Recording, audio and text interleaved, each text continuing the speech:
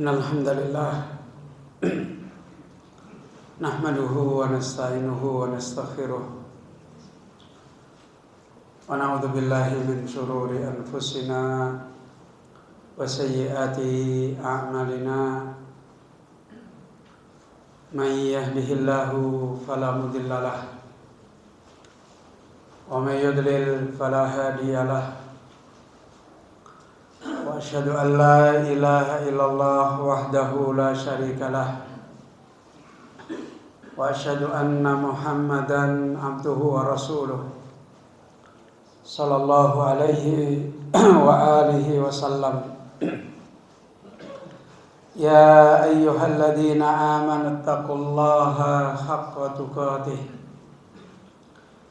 wa la tamutunna illa wa antum muslimun. Ya ayyuhan nasu taqu rabbakum alladzi khalaqakum min nafsin wahidah wa khalaqa minha zawjaha wa batha minhuma rijalan katsiran wa nisaa'a wattaqullaha alladzi tasaaluna bihi wal arham innallaha kana 'alaikum raqiba.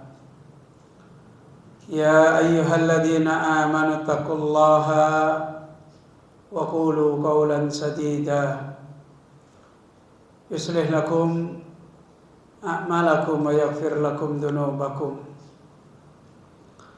wa man yuti'illaha wa rasulahu faqad faza fawzan 'azima.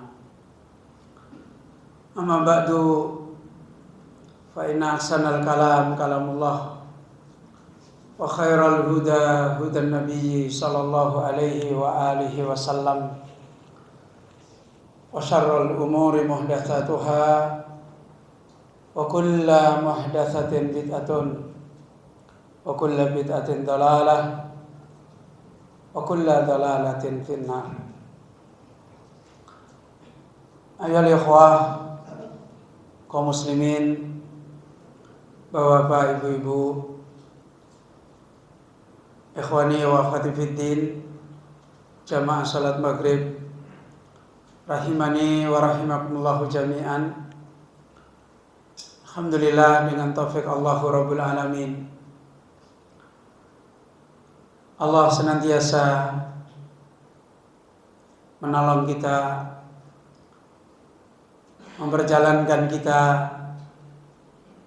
dengan perjalanan hidayah kita yang terus-menerus ini selalu menjadi nasihat dan menjadi peringatan agar kita terus-menerus menjadi hamba-hamba Allah Azza wa Jalla yang memahami besarnya nikmat Allah ini, untuk terus-menerus kita mendapatkan peringatan agar kita senantiasa menjadi hamba-hamba yang punya kecerdasan iman. Setelah Allah Azza wa Jalla memberi kepada kita nikmat iman, untuk kita selalu bisa bersyukur dengan nikmat iman ini, tentu kita harus selalu punya perjalanan menjadi hamba-hamba yang punya kecerdasan di dalam kita menjadi hamba beriman. Sebagaimana Rasulullah sallallahu alaihi wasallam atau kama qala, beliau menasihatkan, al-kaisu man dana nafsahu wa amila lima ba'dal maut.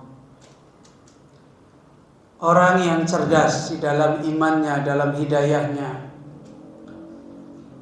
adalah man dana nafsahu, orang yang dia telah terus-menerus bisa merendahkan jiwanya, nafsunya, telah berhasil merendahkan nafsunya dengan segala apa yang ada pada kehidupan nafsu manusia. Apa yang Allah Subhanahu wa Ta'ala telah kaitkan dengan kehidupan nafsu manusia. ammaratun bisu, al-lawwamah, kehidupan nafsu yang selalu mengajak kepada kepada keburukan. Kemudian nafsul lawwamah, kehidupan nafsu yang selalu mengajak kita kepada yang rendah-rendah, yang tercela. Kehidupan nafsu yang lawwamah yang selalu membawa kita kepada at-talawun, membawa kita kepada kehidupan yang kasratut tanakul, banyaknya kita berpindah-pindah, berganti-ganti di dalam urusan beriman kepada Allah Azza wa Jalla. Orang yang cerdas adalah orang yang berhasil merendahkan kehidupan imannya dari nafsunya. Kemudian wa amila lima ba'dal maut, dan selalu melahirkan amalan, selalu menjawab dengan amila lima ba'dal maut, selalu menyiapkan semua kekuatan di dalam beramal kepada mengamalkan untuk setelah kematian. Inilah yang disebut oleh Rasulullah sallallahu alaihi wasallam sebagai orang yang sa'id, orang yang kais, orang yang berbahagia dan orang yang cerdas. Bapak Ibu yang dirahmati oleh Allah Subhanahu wa taala, Rasulullah sallallahu alaihi wasallam pernah mengingatkan hilangnya kehidupan kecerdasan iman ini, yaitu awwalu ilmin yurfa'u, dengan diangkatnya wasilah kecerdasan iman, yaitu yurfa', adanya ilmu tentang iman yang diangkat oleh Allah. Bahkan beliau sallallahu alaihi wasallam mengingatkan ujian besar yang akan menimpa manusia dengan imannya adalah terangkatnya ilmu yang bisa menjadikan kita punya kehidupan syiar iman yang diterima oleh Allah. Rasul sallallahu alaihi wasallam mengingatkan ilmu yang diangkat awal oleh Allah dari dada-dada manusia adalah al-khusyu, ilmu yang berkaitan dengan kelembutan hati, kekhusyuan hati, kehidupan hati yang selalu kembali kepada Allah Subhanahu wa taala, selalu menghadirkan Allah dengan membesarkannya, dengan mengagungkannya di dalam semua kehidupan, selalu menjawab kehidupan dengan wajilat qulubuhum zadatuhum imana. Ilmu ini yang dinasihatkan, diperingatkan oleh Rasulullah SAW sebagai ilmu yang umat Islam mengalami ujian-ujian fitnah besar di dalam masalah ilmu ini. Dan itu terbukti kaum muslimin, Bapak Ibu yang dirahmati oleh Allah, munculnya penyimpangan-penyimpangan iman di awal-awal adalah berkaitan dengan ilmu yang menjadikan seorang hamba meraih khusyuk fi ma'rifatillah, meraih kehidupan yang besar, kekhusyuan hatinya di dalam beriman mengenal Allah Azza wa Jalla. Maka muncul Syiah, usul mereka yang paling besar adalah kerusakan beriman kepada Allah. Muncul Khawarij, kaidah mereka adalah juga terjadi kerusakan di dalam beriman kepada Allah. Muncul Qadariyah, muncul Jabriyah, muncul Jahmiyah, muncul Mu'tazilah, muncul Murji'ah. muncul batiniyah, semua mereka adalah terjadi kerusakan di dalam beriman kepada Allah, dan itu menyebar dan diajarkan pada kaum muslimin. Na'udzubillah waliyadzubillah min dzalik. Dan terjadilah apa yang terjadi pada kaum muslimin, illa man rahimahullah.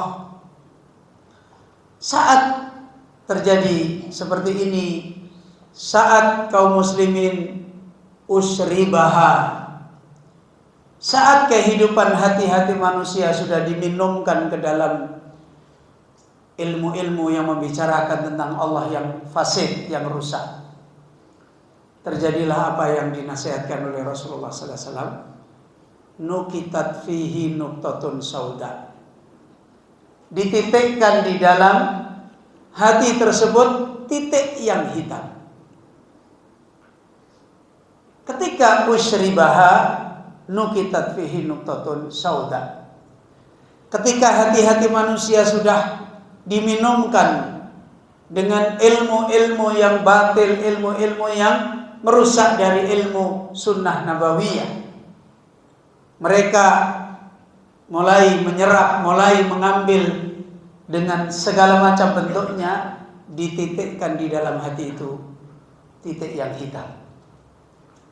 Dan begitu terus seperti itu, terus seperti itu, maka hati itu kemudian semua dititikkan kepada titik-titik yang hitam, sehingga kalkuzi mucahiyan. Akhirnya keadaan hati manusia itu seperti belanga yang hitam yang terbalik. Na'udzubillah waliyadzubillah min dzalik. La ya'rifu ma'rufan wa la yunkiru munkar. Tidak lagi mengenal ma'ruf dengan ma'ruf, tidak lagi mengenal mungkar dengan mungkar. Fa'adhamul ma'ruf ma'ruful iman, wa'adhamul mungkar mungkar fil iman. Dan ma'ruf yang paling besar adalah ma'ruf di dalam iman. Kemungkaran yang paling besar adalah kemungkaran di dalam beriman, makrifat, mengenal Allah Azza wa Jalla. Karena itu menjadi semakin terang ketika Rasul sallallahu alaihi wasallam menasihatkan, alaikum bisunnati, agar kita bisa angkaroha, agar kita bisa menolak. Ketika kita diajari oleh Rasulullah sallallahu alaihi wasallam, alaikum bisunnati, tidak ada lain agar ketika terjadi fitnah-fitnah iman, angkaroha, bisa menolaknya, bisa mengingkarinya, bisa menempatkannya dengan pada tempatnya, sehingga nukitat fihi nuktatun baydha. Akhirnya hati itu dititikkan titik putih, titik putih, titik putih. Ayo ikhwah kaum muslimin yang dirahmati oleh Allah, hal ini mengingatkan kembali apa yang dinasihatkan oleh beliau Al-Alama As-Sa'di rahimahullah ketika beliau menasihatkan kembali sikap kenapa kita harus kembali kepada ilmu di atas jalan sunnah Nabi, dan khususnya ilmu di dalam ma'rifat kepada Allah, khususnya ilmu di dalam kita beriman kepada Allah. Kata beliau, fa ahlu sunnati wal jamaati lazimu hadha tariqal ladhi huwa siratul mustaqimu siratul ladina an'ama Allahu alaihim. Di hari-hari terjadinya fitnah, apalagi di hari-hari ilmu ma'rifat khusyuk kepada Allah sudah menjadi terangkat dari dada-dada manusia. Musibah-musibah iman sudah terjadi banyak di dalam kehidupan manusia, illa man rahimahullah. Maka beliau menasihatkan kembali agar kita bisa kembali mendapatkan mudzakarah beriman sebagaimana kaidah perjalanan proses yang ada di dalam jalan sunnah nabawiyah. Beliau ala masati menasihatkan, maka Ahlussunnah wal Jamaah di hari-hari terjadinya kerusakan di dalam ilmunya Allah, di dalam mengambil kebenarannya Allah. Manusia telah membangun kaidah-kaidah din, kaidah agama, khususnya kaidah beriman kepada Allah dengan ikhtilafan katsira, dengan mengikuti perselisihan-perselisihan yang banyak. Yang perselisihan yang banyak ini, mohon maaf Bapak Ibu yang dirahmati oleh Allah, sumbernya sudah diingatkan oleh Rasul. Apa sumbernya? Kata Nabi sallallahu alaihi wasallam, au kama qala, idza ra'aita suhan muta'an wa hawan muttaba'an wa ijabal mar'i bi ra'yihi wa dunyan mu'assaratan. Jauh-jauh Rasulullah sallallahu alaihi wasallam sudah menerangkan dari mana manusia membuat jalan-jalan agama yang ikhtilafan katsira, dari mana manusia membangun beriman kepada Allah yang tidak lagi meraihkan al-khusyu' ilallah. Rasul sallallahu alaihi wasallam sudah mengingatkan, suatu ketika kamu akan melihat manusia di dalam perjalanan agamanya, imannya suhan muta', orang yang mentaati kekikirannya, egoisnya, menjadi orang yang tidak bisa badlul juhdi, lebih-lebih lagi mencurahkan, rela, mudah mengorbankan dirinya di dalam urusan agama Allah. Sebagaimana kalau dulu kita dicontohkan Umar bin Khattab dan beberapa sahabat Nabi, mereka tidak boleh, tidak mau tertinggal mengorbankan, mencurahkan perhatiannya kepada ilmunya Allah, sehingga ketika mereka kerja sampai mereka membagi menggilir kerja mereka, mereka sangat dermawan untuk memberikan yang itu berkaitan dengan imannya, yang itu berkaitan dengan agamanya. Allah Azza wa Jalla hanya membeli iman kita mahal kalau kita mau menjual diri kita. Kata Allah, innallaha ashtara minal mu'minin. Allah membeli orang-orang beriman. Apa yang dibeli? Amwalahum wa anfusahum. Karena hartanya dulu didermawankan untuk urusan iman, jiwanya dulu didermawankan untuk urusan iman. Mereka korbanin kehidupannya, tidak kikir dengan kehidupannya untuk urusan hidayah. Maka ishtara, Allah beli, bi anna lahumul jannah.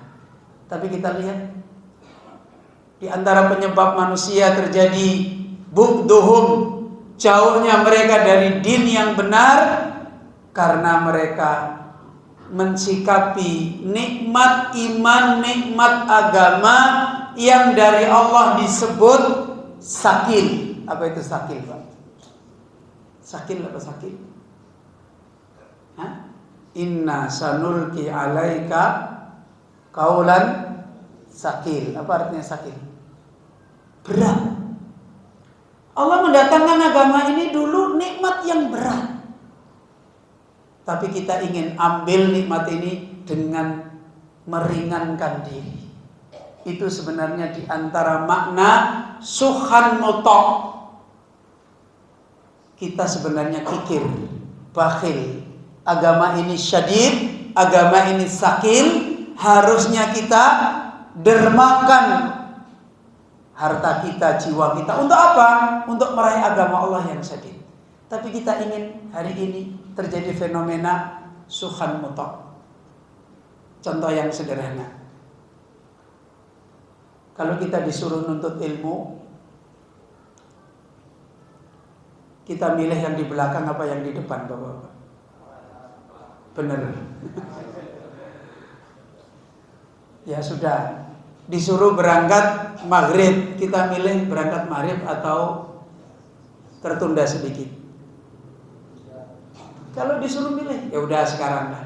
Kalau Bapak-bapak ngaji, tidur dan duduk, milih mana? Kalau boleh dua-duanya. Gimana Pak? Boleh kok, tidur boleh. Saya bilang Bapak silahkan ngaji duduk boleh, tidur boleh. Bapak kira-kira pilih mana? Pilih mana Pak? Tidur. Tapi ketika saya tawari untuk dapat ilmu yang banyak, pilih sedikit atau banyak? Banyak. Pilihnya banyak, pengorbanannya tidur. Ini suhan mutok. Paham Pak? Karena memang manajemen kita sekarang begitu hidup ini. Dapat gede, pengorbanan kecil. Ini kikir namanya. Itu sudah dinasihatkan oleh Nabi. Kamu akan melihat cara-cara orang mengambil hidayah, mengambil agama, mengambil iman, menjadi orang yang kikir terhadap dirinya. Kalau sudah seperti ini, mohon maaf Pak, dapatnya agama sisa-sisa di belakang atau utuh? Ya sisa-sisa. Dapatnya sisa-sisa, sedapat-dapatnya, dan akhirnya dipakai beriman kepada Allah juga masalah. Ya karena dapatnya nggak utuh. Dapatnya mesti kusur, naqais. Dapatnya pasti cacat, kurang. Pasti. Ini yang pertama. Sehingga kita akhirnya mendapati ilmu beriman kepada Allah banyak masakil, banyak problem, banyak masalah. Ini yang pertama. Yang kedua, kata Rasulullah sallallahu alaihi wasallam, "Aukamakal ijabal mar'i bi ra'yi." Orang sudah mulai merasa pantas berpendapat dan merasa pendapatnya adalah bagus. Hari-hari sekarang ini antara pendapat dan antara wahyu sudah disamakan. Membicarakan Allah, mengikuti berita dari Allah dengan membicarakan Allah, mengikuti ini sudah dianggap sama saja. Bahkan sudah menjadi iltibas, menjadi kabur. Namanya di hadapan orang juga disamain. Yang mengikuti ini juga dianggap ulama, seperti yang mengikuti wahyu juga dinilai ulama. Orang, oh iya sama-sama ulama. Terjadilah degradasi kembali. Akhirnya perselisihan banyak. Pendapat membicarakan tentang Allah banyak. Karena apa? Ijabal mar'i bi ra'yi. Kemudian yang ketiga disebut oleh Rasulullah sallallahu alaihi wasallam aukamakal hawan muttaba. Apa hawan muttaba? Beriman itu mencocoki nafsu. Saya mau belajar iman gitu kalau saya dapat ini sahabat. Jadi ngikutin nafsu. Ngikutin daun selera yang dia dapat untung enggak? Ngaji harusnya kalau caranya Imam Syafi'i begini, caranya Imam Ahmad begini, kemudian kalau gitu nanti aku nggak dapat ini, aku rugi ini, akhirnya dikorbanin. Akhirnya terjadilah ittibaul hawa, mau ngikuti pendapat yang cocok dengan nafsunya, yang nggak cocok dengan nafsunya nggak diikuti. Hawan muttaba. Yang terakhir kata Rasulullah sallallahu alaihi wasallam, au kama qala dunian mu'assaratan.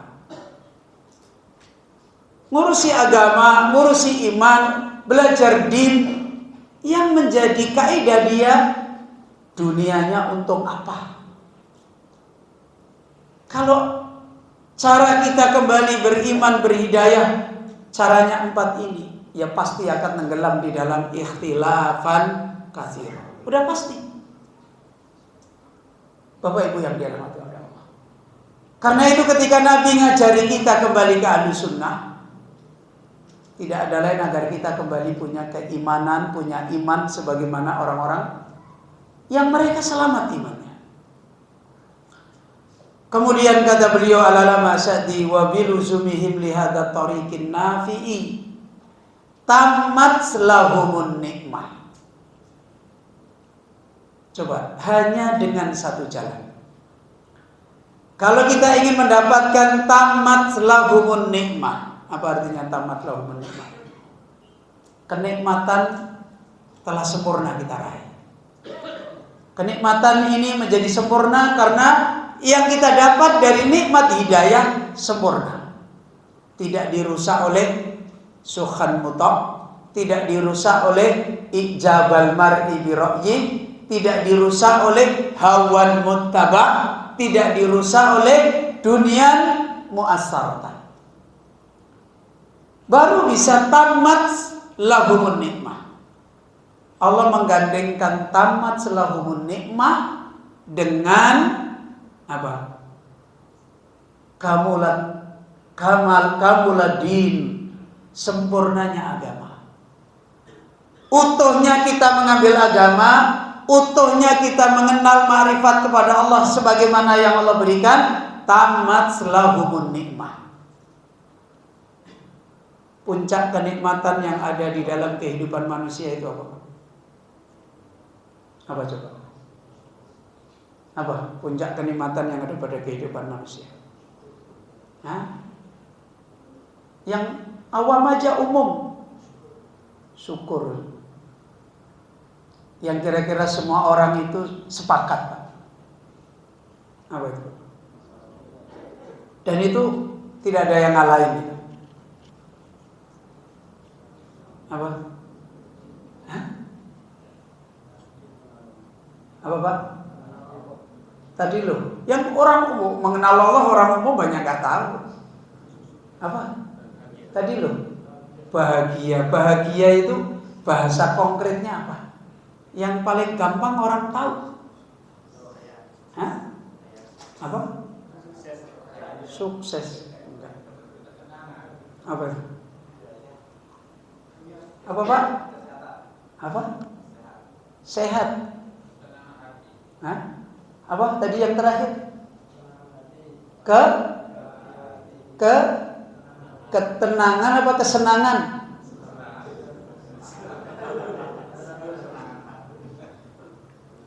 Orang Jawa itu sederhana Pak. Urip seneng. Apa itu? Hidup senang.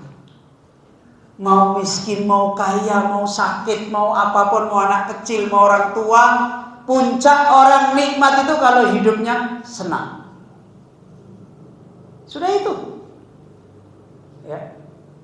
Ada orang tukang beca, Pak gimana? Os, ngene seneng kok Mas, alhamdulillah. Tukang beca. Ya.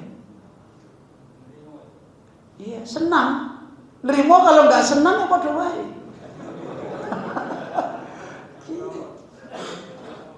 Coba bapak-bapak itu, istrinya satu, nerimo nggak? Terus senang nggak? Belum tentu kan? Nah itu, makanya gembira itu nikmat yang paling besar.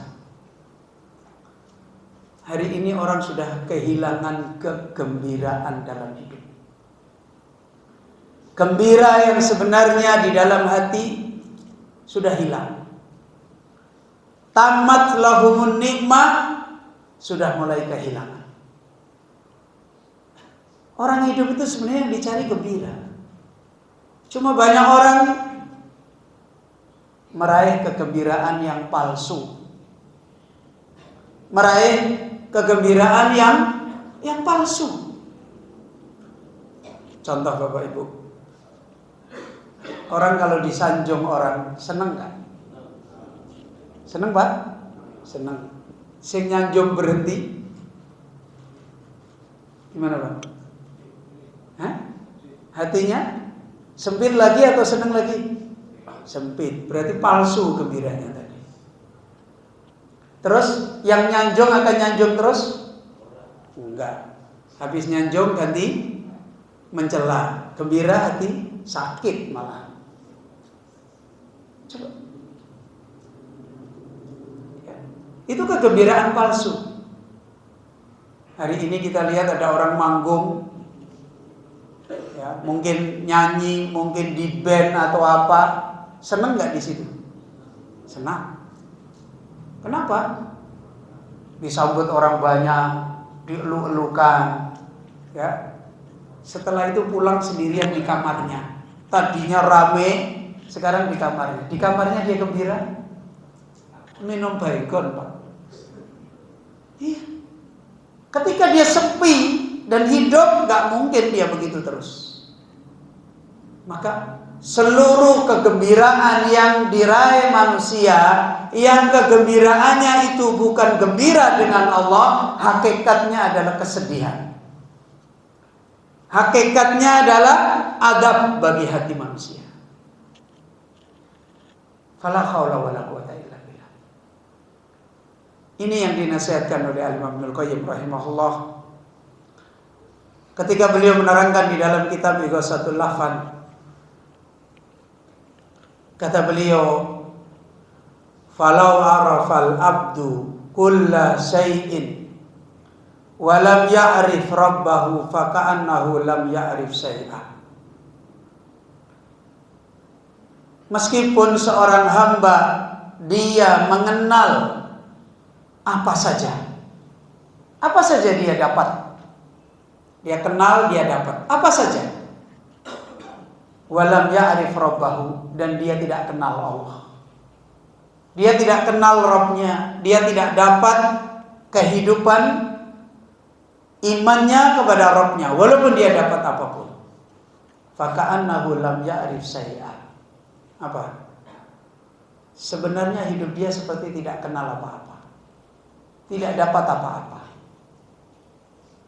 gak dapat. Contoh yang sederhana, Bapak Ibu. Al-Imam Ibnul Qayyim ketika menerangkan pencari dunia, berarti yang dicari dunia itu diadab dari 3 hal. Diadab dari 3 hal. Apa, Pak? Diadab ketika mencari. Orang mencari dunia itu penderitaannya luar biasa. Ya. Tidak sedikit orang mengejar dunia, dia korbankan hal yang lebih mahal daripada dunianya. Waktunya, istirahatnya, ketenangannya, lebih mahal kadang dikorbankan. Dan itu pun di sana dia ditata dengan mekanisme dunia. Ditata dengan mekanisme dunia. Harus begini, harus begini, harus begini, harus begini. Dan belum tentu dia dapat. Ini ketika mencari. Yang kedua ketika dapat.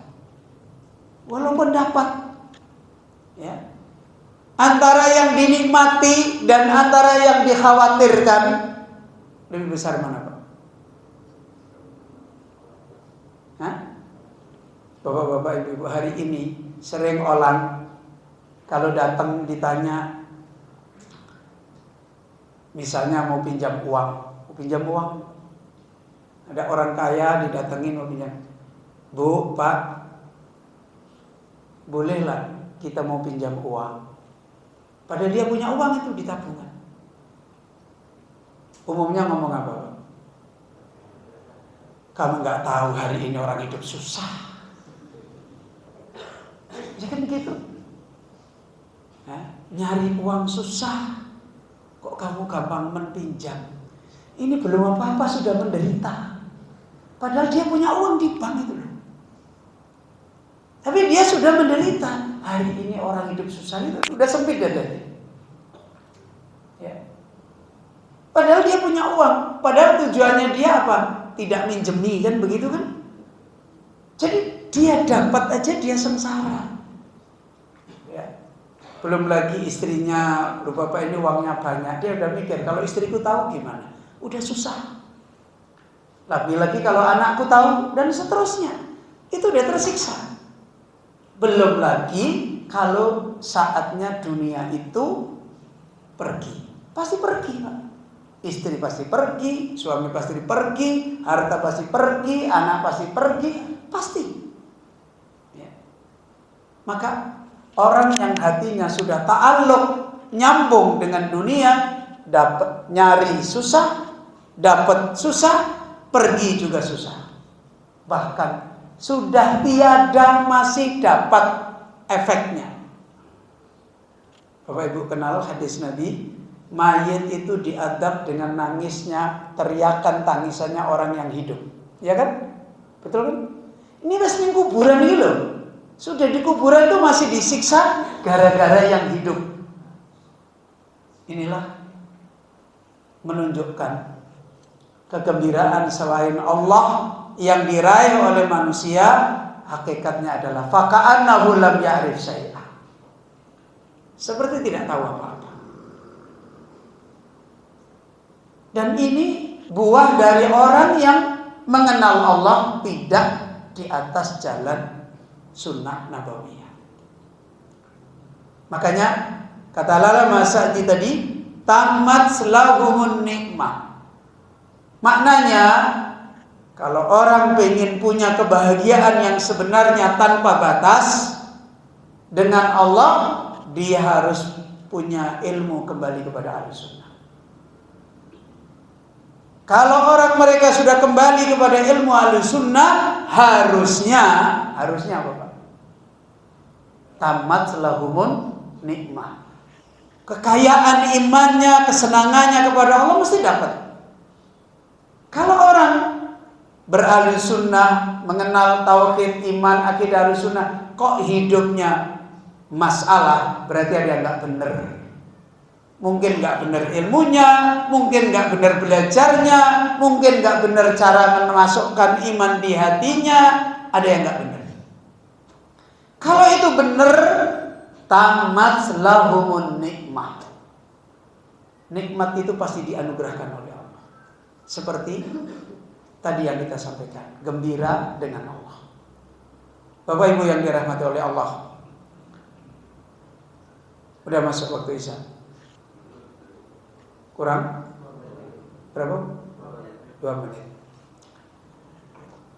Sebagaimana insya Allah apa yang akan kita kajikan dari kitab Al-Unsu Billahi Ta'ala. Di kajian yang lalu kita sudah sampaikan, ini menunjukkan kita kembali diperingatkan oleh para ahlul ilm, oleh para ulama, bagaimana kita kembali mengembalikan ilmu ma'rifat kepada Allah yang memang akan melahirkan tamat lahumun nikmah. Beriman kepada Allah, bertauhid, berakidah, mengikuti kaidah Ahlussunnah sudah menjadi jawaban dari semua yang kita cari di dalam kehidupan kita. Sudah menjadi jawaban bagi kita gembira dengan Allah Subhanahu wa taala. Dan gembira yang tidak pernah ada jedanya. Gembira yang tidak pernah ada batasnya. Ketika iman kita, kehidupan hati kita beriman kepada Allah itu sebagaimana tadi, biluzumihim lihadat thariq, menetapi jalannya Ahlussunnah, tamat. Dan seperti ini dulu para ulama kita. Kalau hari ini kita mulai banyak mendapatkan kembali perhatian para ahlul ilm, mereka sebagai pembawa amanah dan kita sebagai para pencari amanah yang menjadi kemuliaan, tentu ini kembali menyadarkan kita.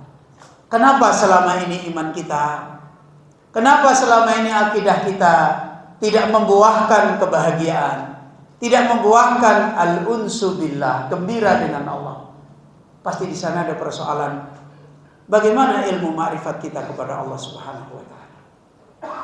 Bapak Ibu yang dirahmati oleh Allah Subhanahu wa taala, dan insyaallah kita akan mengambil mudzakarah dan membaca faidah-faidah yang sangat penting jika mungkin tidak dibacakan semua dari kitab ini. Yang kemudian dari sini kita insya Allah sedikit demi sedikit berusaha mengikuti petunjuk para ahlul ilm. Bagaimana kita mengikuti ahlus sunnah di dalam ma'rifat kepada Allah? Bagaimana kita mengikuti ahlus sunnah di dalam mentauhidkan Allah yang sesungguhnya, yang akan menjadikan iman kita wajilat qulubuhum zadatuhum imana. Insya Allah kita istirahat untuk adzan salat isya. Tafadhal.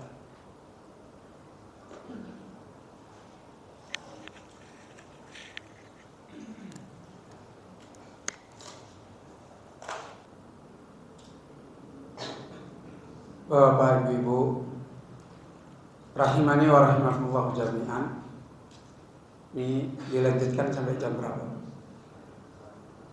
Sampai jam biasanya saja. Hah? Iya sampai koma, tapi kebiasaannya jam berapa? Lewat 7:40. Ya, nah.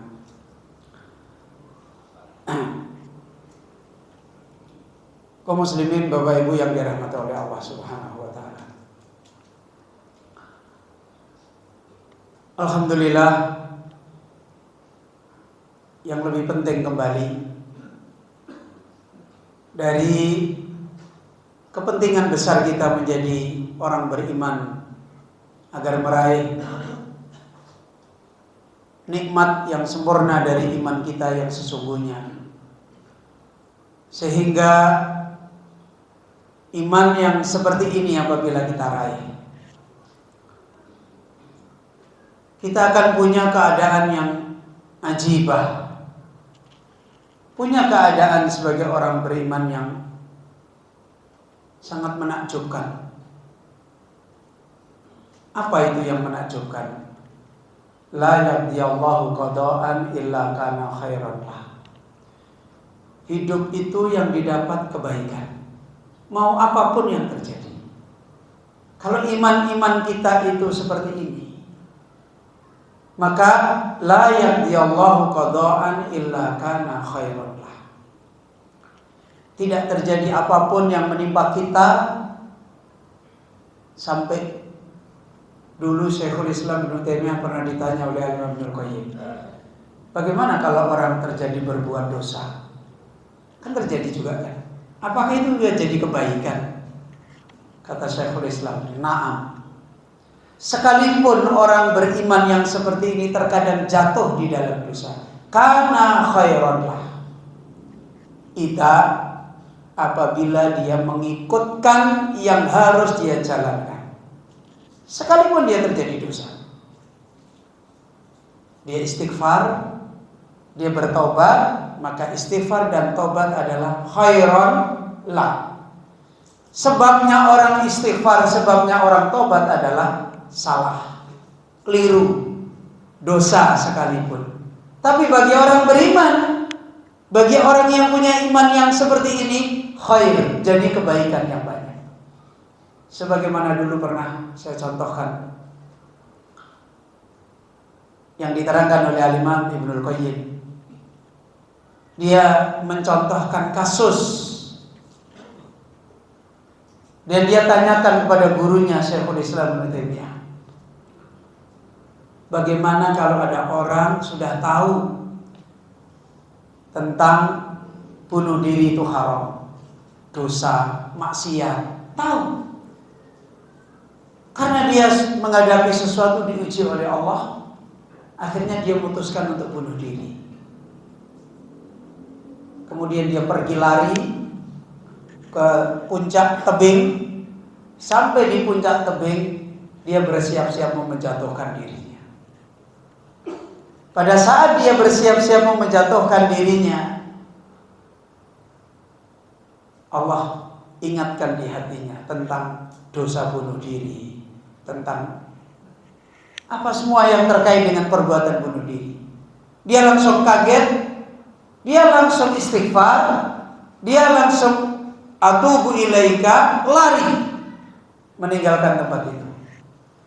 Maka Ibnu Qayyim bertanya kepada Ibnu Taimiyah, orang seperti ini imannya lemah apa kuat? Gimana Pak? Ya, orang seperti ini imannya lemah apa kuat? Kata Ibnu Taimiyah, kuwatul iman. Justru itu orang yang punya kekuatan iman. Ini Bapak Ibu yang dirahmati. La yaqdiyallahu illa kana khairan. Tidak terjadi apa yang Allah ujikan, Allah timpakan kecuali jadi kebaikan. Selalu kesudahannya adalah husnul akibah. Baiknya kesudahan yang diraih. Bukan tambah jauh dari Allah, justru tambah dekat kepada Allah, tambah dekat kepada Allah, tambah dekat kepada Allah. Ini manakala kita mengembalikan, membangun iman kita, sebagaimana para ulama kita memberikan peringatan kembali, menasihatkan kembali bagaimana kita kembali kepada iman, sebagaimana tadi, wa binuzumihim lihada tariqis sunnah. Bapak Ibu yang dirahmati oleh Allah, kita akan baca kitab ini bagian muqaddimah dulu. Beliau muallif yaitu Syekh Ahmad Thayyar hafidhahullah jalla wa ala. Di dalam muqaddimah setelah beliau memuji Allah, alhamdulillahi rabbil alamin wal aqibatu lil muttaqin wala udwana illa 'alal zalimin wa asyhadu an la ilaha illallah wahdahu la syarika lahu rabbul alamin wa qayyumus samawati wal ardin wa asyhadu anna muhammadan abduhu wa rasuluhu al mab'utsu bil kitabil mubin sallallahu wasallam alaihi wa ala alihi wa ashabihi ajma'in, amma ba'd. Setelah beliau memulai dengan muqaddimah yang wajiz, memuji Allah, bersahadat, bersolawat kepada Rasulullah sallallahu alaihi wasallam, di muqaddimah ini beliau menasihatkan, fa innal insana billahi ta'ala a'dhamu ladzatin. Fa innal unsa billahi ta'ala fa innal unsa billahi ta'ala a'dhamu laddatin wa khalawatin fi hadhihi al-hayati bihi tatibun nafsu wa yansharihu sadru wa yaqwil mu'minu ala tahammuli masaibid dunya wa yashulu alaihi al-qiyamu bil ibadati wat ta'ati. Beliau menerangkan tentang nikmat iman yang diraih orang yang meraih iman yang khusus dari Allah seperti ini. Dan itu buah dari perjalanan iman dia mengikuti jalannya ahli sunnah. Kata beliau, sungguh orang beriman yang telah meraih gembira dengan Allah, ya, telah meraih kegembiraan hidupnya itu dengan Allah. Kata beliau, a'dhamu laddatin wa khalawatin. Gembira dengan Allah bagi orang beriman yang memang benar-benar gembira sebagai buah iman itu a'dhamu laddatin wa khalawatin, adalah paling besarnya kelezatan hidup dan manisnya hidup. Nah, kalau sudah paling besarnya lezatnya hidup dan manisnya hidup, yang lain jadi rendah. Kalau sudah yang lain jadi rendah, maka tidak akan menjadikan gangguan bagi dia, tidak akan menjadikan masalah bagi dia, tidak akan menjadikan di antara mereka terjadi saingan, terjadi perburuan, tidak akan ada. Dan beliau Al-Imam Al-Qayyim menerangkan, Al-unsu billah tanafusul arifin. Gembira dengan Allah itu perlombaannya orang-orang yang mengenal Allah. Orang kalau sudah mengenal, beriman kepada Allah, sebagaimana jalan Ahlussunnah yang melahirkan farha, unsu, gembira dan senang, itu perbuahannya orang-orang arifin, perburuan mereka. Dan contoh-contoh tentang mereka ini di Al-Quran penuh. Manusia yang paling arif mengenal Allah itu siapa? Siapa yang paling arif mengenal Allah? Para Rasul kan? Para Nabi kan? Baca kisah mereka di Al-Quran. Mana ada mereka sedih? Ya. Semua jadi kegembiraan. Dan mereka, para nabi-nabi tidak pernah enakan jadi nabi fulan, enakan jadi nabi fulan. Gak ada. Gak ada nabi seperti itu, gak ada. Rasul seperti itu gak ada. Padahal kalau kita lihat, Rasul ini pergi, datang Rasul lagi, pergi lagi, datang Rasul. Dan Rasul ini dikisahkan kan gitu. Tahu perjalanannya. Gak ada kok terus Nabi Musa. Oh, enakan ini ya Nabi Ibrahim ya. Mereka semua punya kesempatan di zamannya, di imannya, di perjalanannya, walaupun beda bentuknya dengan para nabi yang lain, tingginya mereka mengenal Allah, semua jadi kegembiraan. Kita hari ini jadi orang beriman, Pak. Coba kita mikir. Kalau sudah lihat tangga sama tangga, teman sama teman, gimana coba? Sama-sama beriman, enakan kamu kayak istrimu tidak cerewet, ya kan Pak? Enakan kamu, gajimu normal, aku ini, coba. Mana para nabi-nabi begitu? Apakah nggak lapar? Lapar, nggak makan nggak lapar, namanya manusia. Sakit itu apa nggak dirasa, Pak? Dirasa nggak sakit? Sakit dirasa lah. Apalagi sudah sakit fisiknya, diberlakukan sosialnya. Terasa nggak? Siapa? Nabi yang fisiknya udah sakit, sosialnya diberlakukan lebih sakit lagi. Siapa Pak? Ayub, ya kan? Sakit sudah puluhan tahun seperti itu. Udah begitu sosialnya diberlakukan lagi. Ya kan? Anaknya habis, istrinya pada pergi, tinggal satu orang, beliaunya pun ditaruh di kampung mana, ditengok-tengok, kan gitu. Itu kalau kita yang ngerasain, Pak. Lebih sakit diasingkan atau sakit lepranya? Diasingkannya. Padahal Nabi Ayub, coba istrinya datang nasihati, Ayub, kamu berdoa kepada Allah. Doamu itu dikabulkan. Ya. Apa jawaban Ayub? Saya malu kepada Allah. Loh kita ini, ya Allah, baru sakit seminggu aja, nggak ada orang di dunia menderita seperti saya. Itu loh Pak. Saya malu kepada Allah. Coba kalau kita malu-malu apa kalau nggak sakit nggak kerasa, ya kerasa. Kenapa? Ini kehidupan hati yang gembira dengan Allah. Kenapa malu? Loh saya dulu diberi nikmat sepanjang tahun, baru dikasih sakit sudah pengen sembuh. Seperti saya nggak terima dengan Allah. Sampai akhirnya Nabi Ayub berdoa. Itu pun doanya masih menunjukkan malunya kepada Allah. Kapan Nabi Ayub berdoa, Pak? Karena sudah terjadi fitnah. Kalau Nabi Ayubnya sih nggak apa-apa.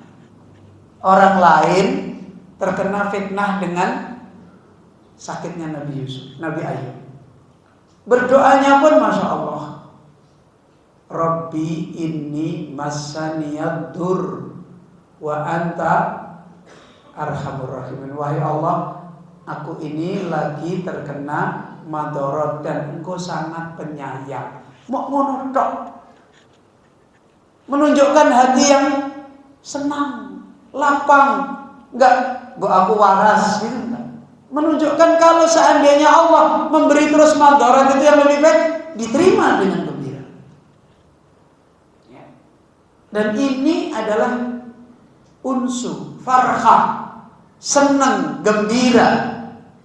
Dan kegembiraan seperti ini gak mungkin muncul tiba-tiba. Kita aja susah sekali kan gembira dengan Allah.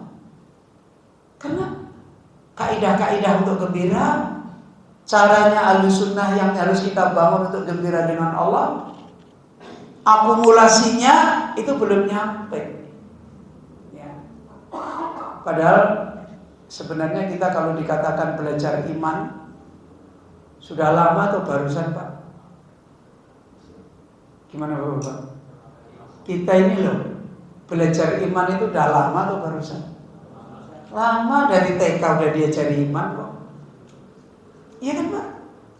Sekolah nih TK diajar iman, masuk lagi SD diajar iman, di SMP, di sanawiyah diajar iman, mondok ya diajar lebih-lebih lagi. Diajar kita iman. Tapi kegembiraan iman itu kenapa susah kita dapat? Bahkan kadang-kadang kita sudah ngapalin.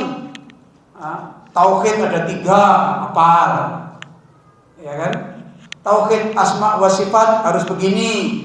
Tauhid uluhiyah harus begini. Apa? Tapi cek sedih gitu loh. Ya. Masih sedih. Dengan anaknya terganggu imannya, dengan istrinya terganggu, dengan suaminya terganggu, dengan muridnya terganggu, dengan ustadznya terganggu. Loh kok sedih? Kenapa coba? Karena kita sudah lama belajar iman tidak mengikuti jalan ahli sunnah. Makanya orang tutup-tutup. Tahu nggak orang tutup-tutup ini? Nggak nyampe.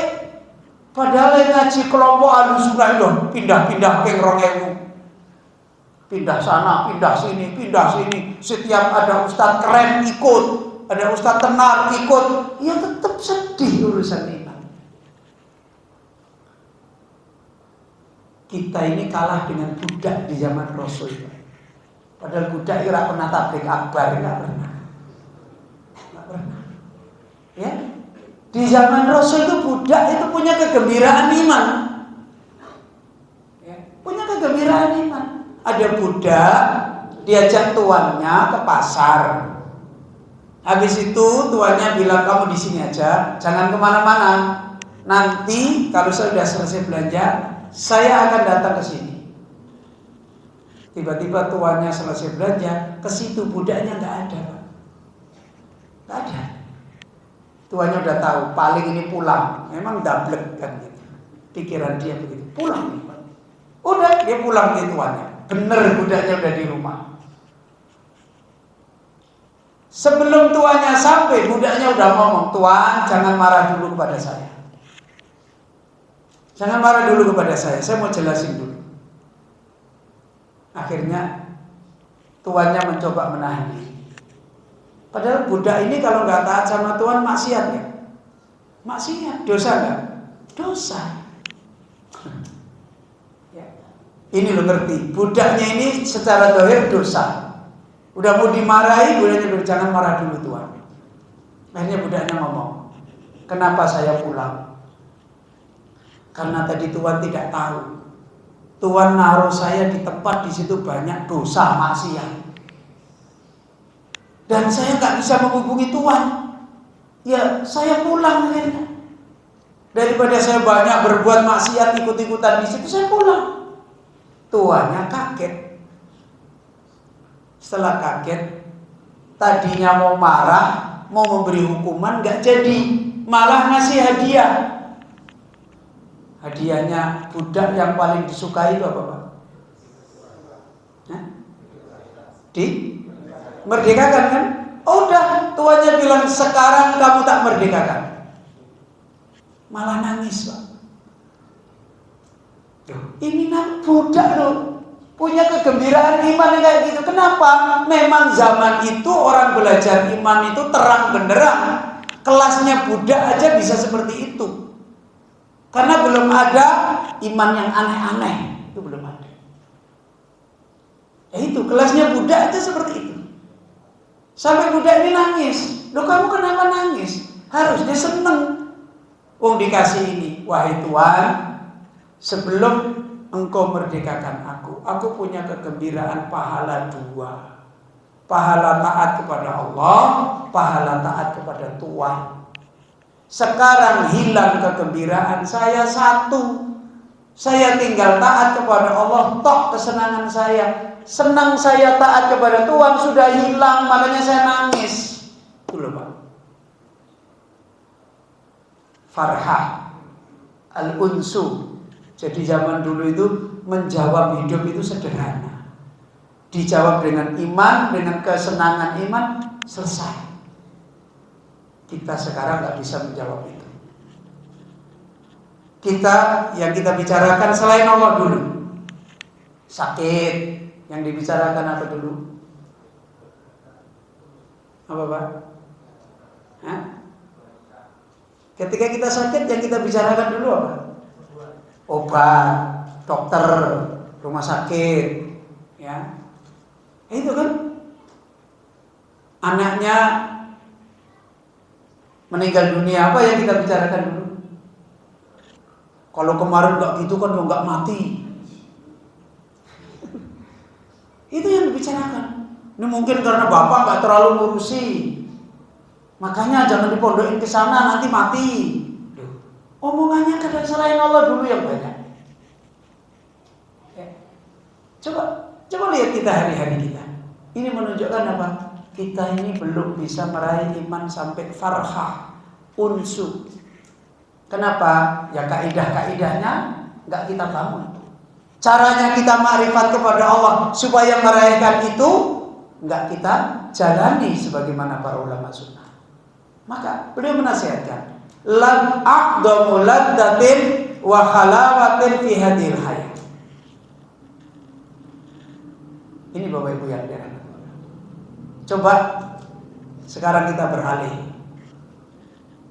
Selama ini kalau kita ingin bahagia dengan agama Allah, biasanya kita ingin menjawab apa? Dengan ibadah dohir. Kan begitu. Istri pengen bahagia sama suami, suami pengen bahagia sama istri apa? Terpenuhi haknya. Begitu kan? Benar nggak? Istri yang senang, kenapa? Kalau haknya dia terpenuhi oleh suami. Suami yang ingin senang, haknya dia terpenuhi oleh istri. Selama ini kalau kita bicara keluarga mawaddah wa sakinah, kan gitu, selalu membicarakan hukum. Kan begitu kan? Apa Pak? Hukuku zaujiyah, hak suami istri. Saya tanya, dapat terus nggak haknya? Dapat terus Pak? Bapak-bapak ini haknya dapat terus dari istrinya? Kadang dapat, kadang enggak. Kadang dapat cuma 1, padahal harusnya dapat 10, kan gitu. Ibu-ibu selalu dapat haknya dari suami? Enggak juga. Suaminya sering dablek lu ngorono rene. Enggak juga. Nah itu kalau dibicarain terus, sempit dada atau lapang dada? Sempit, orang rampung. Tapi kalau kita bisa gembira dengan Allah, rampung. Oh, suamiku baru ngasih hak aku 1, itu pun titik, tahu titik Pak? Mau sedikit. Tapi suamiku itu kan perbuatannya makhluk. Oh berarti Allah yang takdirkan. Oh berarti Allah yang ngasih. Oh berarti Allah punya hikmah. Ya wis kok gembira. Aku bukan gembira dengan suamiku, tapi gembira dengan apa? Kismatullah. Oh Allah yang bagi. Besok mungkin dibagi lain lagi. Nah, lapang. Tapi kalau bicara hak terus, ya nggak lapang-lapang. Istri juga begitu. Coba sampaikan kepada kegembiraan dengan Allah. Sampaikan dengan makrifat kepada Allah. Nanti terjawab. Maka menjadi apa? a'dhamu laddatin wa halawatin fi hadhil hayatid dunya. Buktinya mana? Bapak-bapak pernah ada lihat orang yang hidupnya paling nyaman, paling lapang, paling tenang melebihi Nabi? Ada nggak Pak? Nggak ada. Melebihi Rasul? Nggak ada. Melebihi ulama-ulama yang mewarisi para Nabi dan Rasul? Nggak ada. Nggak ada ketenangan yang seperti itu. Nggak pernah diraih. Ini kenapa? Karena kegembiraan yang merupakan manisnya iman yang diraih oleh orang beriman ini, kata beliau Syekh Ahmad Tayyar, tatibu bihin nafsu, karena nafsu menjadi baik. Yang tadinya nafsu itu apa? Talawun, lu'um, amaratun bisu. Kalau sudah kita gembira dengan Allah, nafsu itu menjadi tertata sendiri. Menjadi tertata, menjadi tumaknina, menjadi tenang, menjadi tidak liar. Begini nggak apa-apa, gini nggak apa-apa. Loh, kalau nafsu itu sudah begitu, tetangganya makan pakai daging, kita cuma pakai tempe, oh nggak apa-apa, Allah memberi ini. Tenang, kegembiraan yang dapat. Akhirnya nafsu itu tidak liar. Kemudian kata beliau, wayan sorihus sadr, dada itu jadi lapang. Nggak sempit. Orang kalau sudah gembira dengan Allah, dadanya nggak sempit. Ya. Dada itu kalau sudah sempit, ngapa-ngapa nggak bisa. Isinya hanya emosi, mau marah. Kenapa? Sebenarnya karena nggak ada kegembiraan dengan Allah aja. Ya. Kalau dia punya kegembiraan dengan Allah, dada itu tidak akan sempit. Walaupun ada musibah itu lewat. Yang didapat hikmah. Yang didapat kegembiraan. Musibah nggak akan selamanya. Lewat. Sebenarnya di balik musibah Allah mempersiapkan kebaikan-kebaikan yang lain. Ini kalau kita gembira dengan Allah, punya kaidah untuk gembira dengan Allah. Kemudian yang berikutnya, wa yaqwil mu'min ala tahammuli masaibid dunya. Orang mukmin menjadi kuat untuk memikul ujian dunia. Nah, ya. Orang mukmin jadi kuat. Kalau gembira itu Pak, sesuatu yang berat kita pikul jadi ringan apa berat? Ringan. Kita zaman anak-anak dibebani orang tua suruh bantu ini bantu, tapi hati itu senang. Berat? Enggak. Tapi hari ini anak-anak kita kayak diundang tok itu loh. Ya, baru dipanggil orang tuanya, "Nang kesini." Alah paling disuruh. Belum dikasih beban itu udah berat. Kenapa? Karena nggak punya kegembiraan dengan Allah. Kalau dulu punya kegembiraan dengan Allah, orang kita diteoti orang tua. Ini orang tua ini untuk mendidik kita, senang hatinya. Makanya disuruh apapun kita nggak berat. Hari ini kita disuruh anak-anak kita, disuruh orang tua, belum apa-apa udah merasa dibebani gunung. Kenapa? Nggak ada kegembiraan dengan Allah. Maka kata beliau, ini akan menjadi kekuatan orang beriman memikul musibah-musibah dunia, musibah-musibah ujian iman. Dan yang terakhir, wa yasulu alaihil qiyam bil ibadati wa ta'ati. Menjawab dengan taat, menjawab dengan ibadah, menjawab dengan sami'na wa ta'na, itu jadi mudah. Ngerjain perintah Allah jadi mudah. Harusnya kita tobat. Tobat itu mudah. Harusnya kita menjawab dengan taat pada Allah. Taat itu jadi mudah. Kenapa? Karena hatinya punya kegembiraan. Ini saya simpulin. Kegembiraan ini yang pertama, meluruskan jiwa menjadi baik. Yang kedua, menjadikan dada menjadi lapang, luas. Yang ketiga, menguatkan orang beriman menghadapi ujian-ujian hidup ketika punya kegembiraan dengan Allah. Yang keempat, menjawab dengan taat, dengan pengkabulan perintah dan larangan Allah, menjadi kemudahan bagi dia. Lah kalau sudah seperti ini, kekasih Allah, hidupnya akan selalu punya kekhususan dari Allah Subhanahu wa ta'ala. Ini Kaum muslimin Bapak Ibu yang dirahmati oleh Allah. Mukadimah di bagian awal tentang kedudukan kegembiraan iman dengan Allah Subhanahu wa taala menjadi terang di mana letak yang harus kita raih di dalam kehidupan kita dalam beriman kepada Allah Azza wa Jalla. Insyaallah kita cukupkan sampai di sini. Bi'aunillah Azza wa Jalla, semoga Allah mudahkan kita bisa lanjutkan kembali di pertemuan yang akan datang. Kita akhiri majelis kita dan saya mohon maaf jika ada kekurangan dan khilafan. Subhanaka Allahumma bihamdika asyhadu an la ilaha illa anta astaghfiruka wa atubu ilaik. Allahumma inni as'aluka ilman nafi'a wa na'udzubika min ilmin la yanfa' wa min qalbin la yakhsha wa min nafsin la tasba' wa min da'watin la yustajabu laha.